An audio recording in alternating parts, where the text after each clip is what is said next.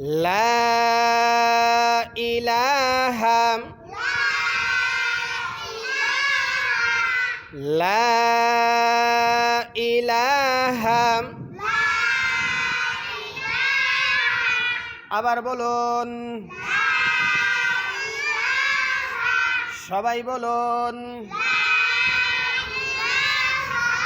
একসাথে। ওমর ফারুক বলুন,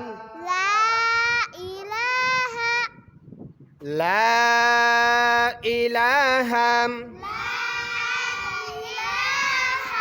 খালেদ সাইফুল্লাহ বলুন, সবাই বলুন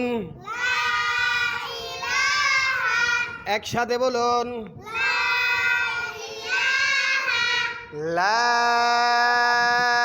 ইলাহা। আবার বলুন, আওয়াজ দিয়ে বলুন একসাথে।